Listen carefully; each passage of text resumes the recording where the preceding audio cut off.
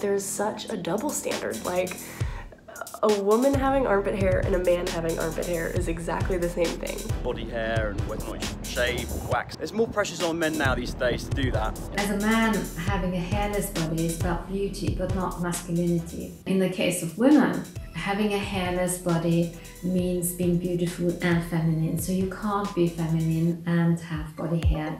Hey, I'm Frankie. We're going to be looking into whether attitudes towards body hair can be sexist. I don't like hair, to be honest. I'd rather not. Don't think for girls needs to be shaved off, clean yourself, look nice for your man.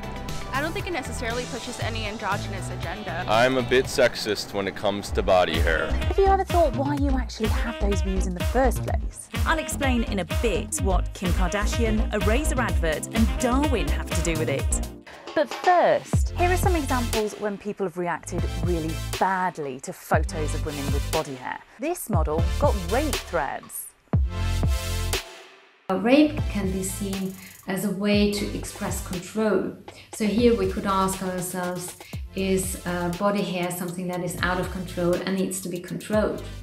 Arvida did get some positive comments too. I haven't shaved my body hair in almost 3 years.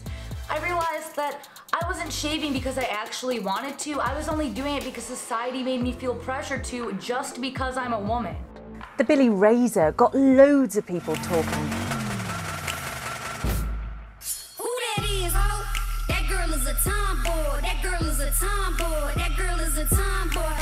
Ashley helped pull the video together. Because that Billy commercial was the first, to my knowledge, to ever show women with body hair, the response was overwhelmingly positive, which was incredible. Of course, like, we got some negative response to it. There's always going to be internet trolls. So there were some people who would like hop onto my Instagram posts and say things like, ew, that's gross, like, shave, no guy's gonna want you if you don't shave, and like, that's unhygienic, you know, stuff like that. On the other hand, Kim Kardashian's just been criticised for the lack of body hair in her latest campaign. And it's not just women's hair that makes the headlines, it's also men. I got the news. Take James Wrighton, Keira Knightley's husband. Just for having his shirt open and showing chest hair, headlines like this one were printed asking if men are manly enough to bear their chest hair too. Guy with loads of chest hair, I would think, is probably a little manlier than a guy with no chest hair. It doesn't matter because it's all about a person's preference and what they're comfortable with. No, because I can't grow any hair, so that's why. The male body is definitely more visible now, it's more public, it's more scrutinized, seen as a problem. Men's magazines tell their readers that they need to get rid of body hair, and more products are offered to do so. There's more pressures on men now these days. You should shave or wax, whatever have you, especially in live Instagram.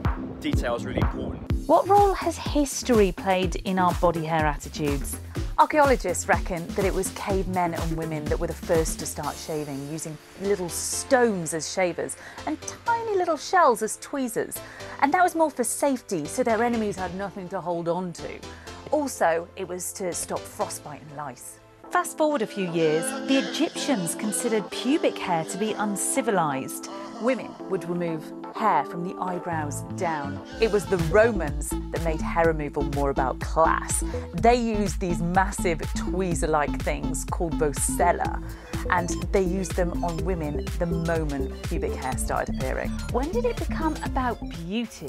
It was Charles Darwin who first taught the public that humans are descended from an ape-like ancestor. He believed that we lost our fur due to sexual selection. We preferred hairless mates. So hairlessness became common and in turn beautiful. And through the years, that idea has evolved, and with clothes getting shorter, it's become more of a focus. Some of our attitudes might have been formed by that history, but I want to know what the different trends are all around the world now.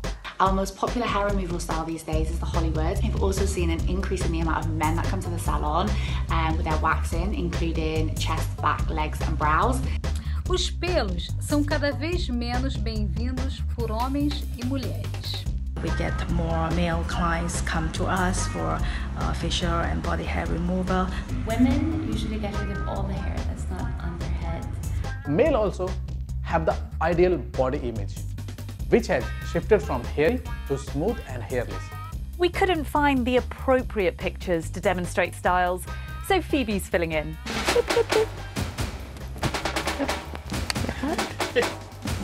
Triangle. Bing!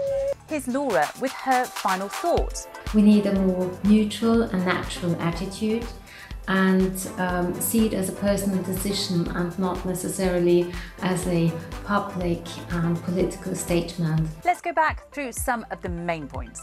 Both men and women are feeling the pressure, but there might be more pressure on men now than there was before. And there are some very strong opinions when it comes to women with body hair. Whatever your view though, there could be a history behind it and a reason that you think that way. And as for whether things could change, Laura, our psychologist, reckons that if there's more choice and more freedom and less body shaming, that things could be different in the future. So lots to think about there. Tell me, do you think attitudes are sexist towards body hair?